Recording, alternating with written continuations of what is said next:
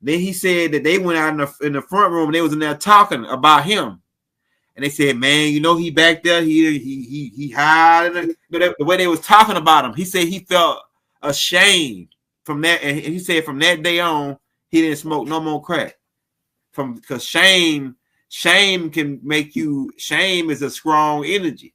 You remember earlier when I talked about the self-accusing spirit rising up to condemn you? Yeah.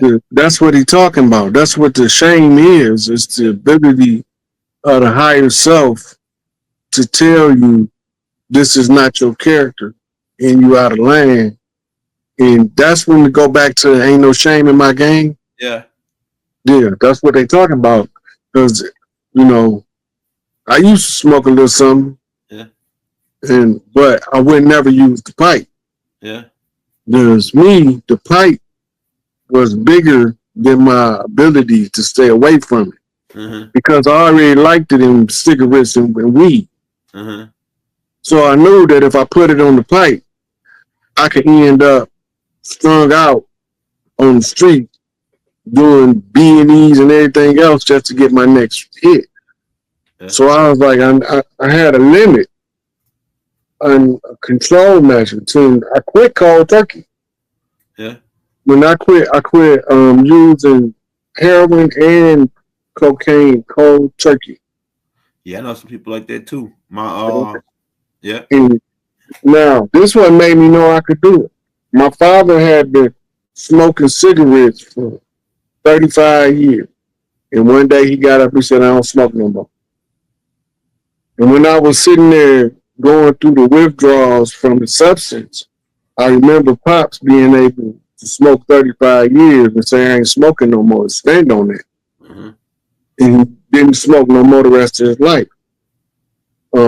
So I knew Pops could do it. Then that means it's in me to be able to do the same. Mm-hmm. As what made me, my catalyst was I lost my car and I had to go hustle extra hard to get the money to get my car out of impound. Mm-hmm. And when I was sitting there, I was like, all of this, I could be doing something for my daughter. At the time, she was like 6 months old. Mm-hmm. And my other daughter was like a year and a half. And I was like, I could be doing something for my kids instead of going down here and get these people this money for repoing my car.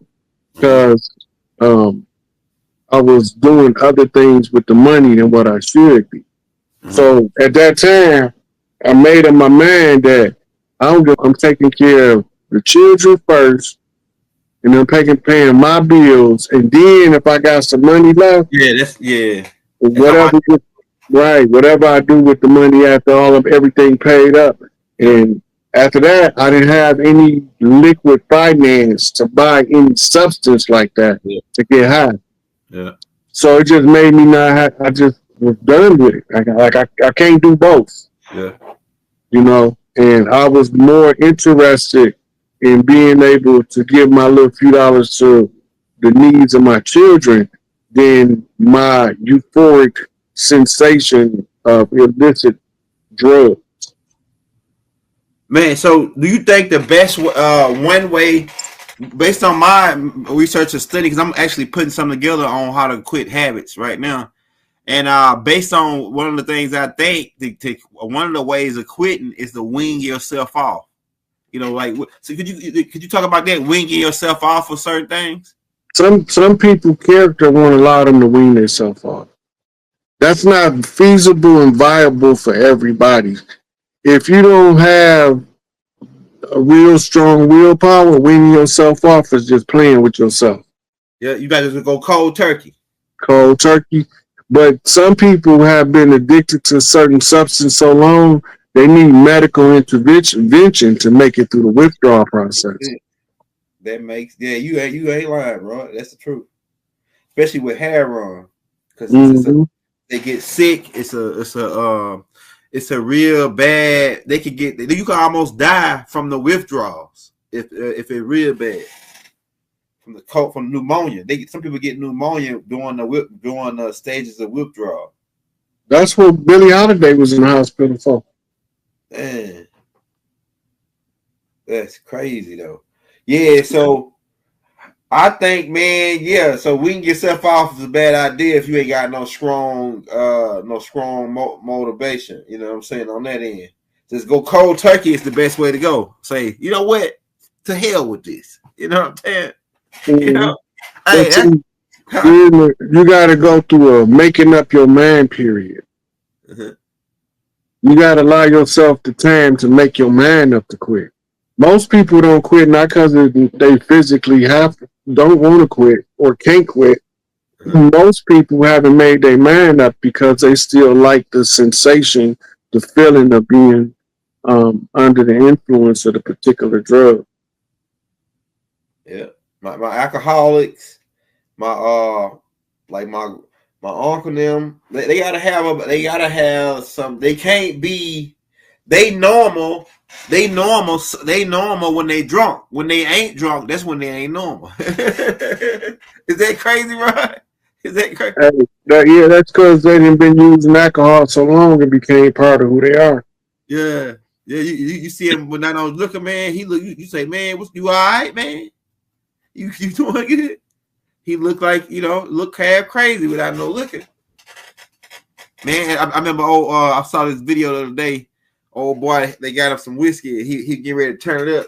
They hit the brake on him. He said, "Boy, don't you ever do that, boy. Make me waste my good liquor." No, he an alcoholic. Hey, no, he an alcoholic, boy. Don't waste my good liquor. And I know a guy, man, that died.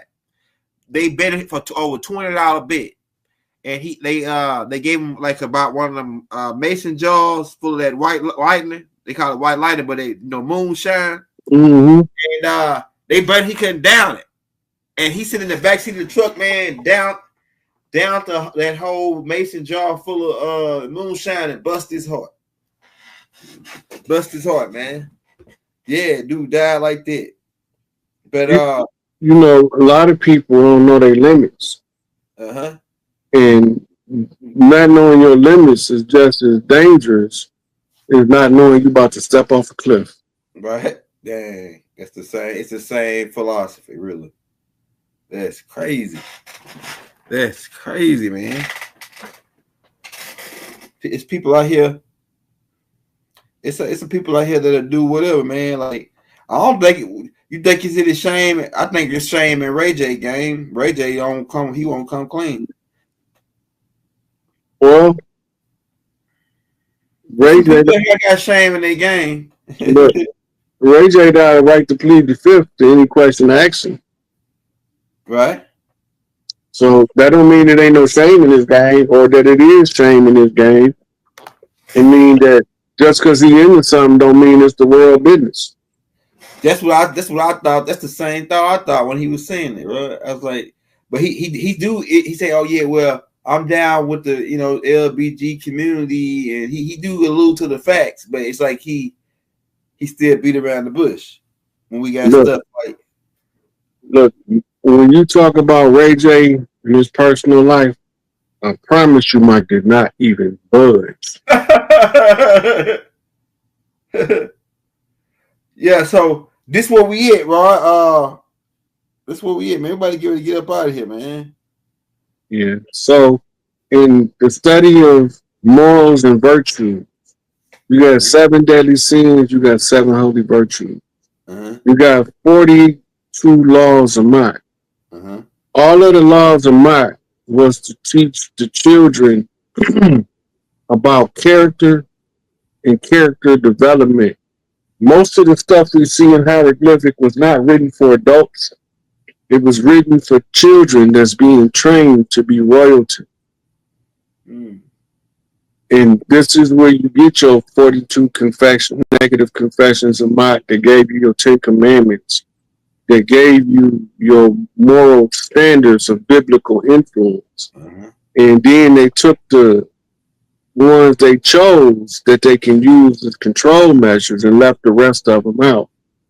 But they all are significant character building points. And by using the 42 laws of Mach, you begin to develop a character where you don't start no shit, you don't take no shit. You know, you don't kiss no ass, and you don't ask nobody to kiss your ass. Stand on what you stand on, or get the hell off the table. If you don't have something that you stand on, and your values is more important than other people's opinion, then you're gonna be able to be misled anywhere that the system want to mislead you to go. Man, you know what? I like it was this dude named Midget Mac that I know. He was like a superhero kind of like he was a midget though in my town. And one day he whooped this guy up real bad, man. This guy he's carried nunchucks with him, and he worked at this counter market. He pushed baskets. You know, he did whatever they wanted him to do at this grocery store. But one day he was in the parking lot, man, and this dude started jumping on his old lady. And the dude picked the old lady up and threw her through a windshield. Now, once Mr. Max seen that, Mr. Max said, "Hey, man," he got the little short fingers. He said, "Hey, man, you can't do that. You can't do that. Hey, there's people out here like they say, man, you can't do that." And then the dude said, "Man, what you gonna do, little bitty dude?" The dude came out with them nunchucks. Pop, pop, pop, hit him in the ankle some kind of way. Mr. Max said he know where the pressure points is. He hit him with that nunchuck 2-3 times. Old boy came down to his size. He went down to, once he got him down on his knees, he was the same size as Midget Mac then, boy. Midget Mac went to work on him. But it's people out here like that the universe, when you step in for righteous name's sake, when like Midget Mac stopped that dude from, he had thrown that girl through a windshield. And Midget Mac stepped in. It's like the universe gave him extra power to take that dude down. You know what I'm saying? Hey, look. What's your take on that, Rod? Look, I'm gonna tell you something that really happened in real life. On 79th, right off the damn Ryan. Yeah. It used to be a video store, and I used to work at the auto repair shop in the back, man in the doors, right? Mm-hmm. So I come up front for my break, and I step out in front of the building. We on 79th, right across the street, the gas station. Yeah. And this dude come around the corner. He got this lady by the arm. He's slapping her. Bah! Cussing her out, calling her out. I said, "Hey, man, you can't be doing that. Don't be whooping her out here in front of the world like that, man. If you got a problem with your old lady, why don't you take her home?" "Shut up, old bitch ass nigga. Get out my motherfucking business." Right. As soon as he said that, it was about 6 kids. Man, one of them couldn't have been older than 13. Turned the corner. And while he's saying that, when they turned the corner, he's slapping old girl again. She fell over into the bushes. Yeah. Them little shorties, man, it was about 5 or 6 of them. They whooped that brother ass all the way down the block. Now, I was going to whoop him, but once they got a hold of him, I seen how they was whooping. I went and helped old girl out the bushes. And I say, don't stop them kids from whooping his ass, because he getting exactly what he deserved. She was crying. She said, "I ain't saying nothing." But then when they got like almost a block away, she started running toward him to my, "Please, he didn't have enough. He didn't have, I'm gonna kill him." Yeah, see. But look, answer, man. At the time, I was on the run from my case up here in Michigan while I was in Chicago. Mm-hmm. So I always chalk that up to being spiritual intervention, because I was gonna tear that sucker ass up if the kids didn't get a hold of him. That's crazy. And they got a hold of him. I was the lady working the video store, but she seen me saying something to her. She ran out there when she seen them little kids whipping them. She looked at me and she said, "Well, that's an ass whooping you don't have to deliver today." Open up a can of whoop ass. 2 cans. Buy one, get one free. For fucking with me. Hey, y'all, we about to get up out of here. I gotta go check on all these boys real quick, make sure they sleep and everything. Get ready for school. Hey, this was a good one, Rod. We needed this in the archives. This was dealing with. It pretty much ties in with the tapes that I've been putting out, the Hell tapes, the 42 negative professions. And then I also talked about, because Tahuti came to me, he says, we got 42 negative, but what about the positive? Because just not doing nothing at all, just like you said, them boys did something, but just standing around looking, not saying nothing, at least you said something. some people are gonna even say nothing. Hey man, you can't do that. Or why are you hitting that old lady? You know, why are you hitting that young girl like that? Some people don't say nothing. Go ahead. The 42 negative confessions is to draw out 42 positive attributes. There you go, right. Rod. That's it. So that's it. That's the reason for them. That's it. Right. The 7 deadly sins is to tell you what to defend yourself against. And your defense is the 7 holy virtues. Yeah. Yeah. That's fire. Sometimes they come up as 10 holy virtues. That's fire. But hey, if you practice the virtues and avoid the sinners, the 7 deadly sins, it's supposed to have the effect of creating a strong and powerful character type for you to be able to live your best life. All of this, everything we go through on this planet right now is to find out, based on everything going on, how do I get to my best life scenario? Right. Right. That's what I feel like too. Hey, y'all, hit that like, hit that subscribe button. You see, we got Ron Hayes Cash App and his PayPal on the screen. If you want to show him some love, whatever you seeing, it's all love, baby. You know what I'm saying? And what else I want to say? You got any more announcements you need to make before we get out of here, Rod? Nope. Just keep watching. Y'all gonna see more National Guard troops deployed. Y'all gonna see more chaotic weather. We got earthquakes going on all over the world, wildfires all over the world, floods all over the world. You got ships coming in from outer space. You got fleets of ships coming in from out of the sun. You got all this stuff going on in real time. The government is telling us that by November, a massive ship is going to be landing on Earth to take over. Yeah. So a lot of stuff is in the process of a massive shifting and changing of the guard. We going from being divided and conquered to being unified and victorious. But it's up to us to choose the unity with the righteous versus unity with the wicked, because the unity with the wicked gonna get your ass erased. Right. One way or another. So choose your circle wisely and treat people how you want to be treated. Respect everybody that respects you. And if they disrespect you, check their chin. Right. Hey, straight like that. Yeah, I'm not from the nonviolent school of thought. I'm not Martin Luther King. I'm not Mohandas K. Gandhi. I'm not going to never advise nobody to go out and get bopped upside the head with no clubs, no dogs sicked on them. No, because y'all do that shit to us, we doing it back to you. Right. We put the eye for eye, 2 for 2. Hey, look, we like hillbillies, we feuding, bring war to the city. Ain't no thing. We was born off drive-bys, brought up the bag. MOB, to be specific. We call all cash from Atlantic Pacific.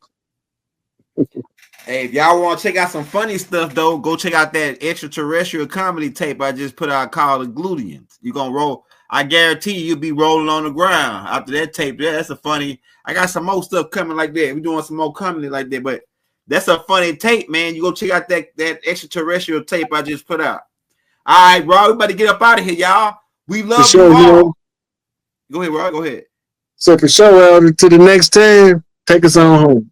Hey, man. Hey, peace and love. We said, hey, one love. They was using what? Conjure magic, hypnosis, poison, right? But he had a superpower. He had a staff that was so heavy when he wielded it shakes the foundation of the earth.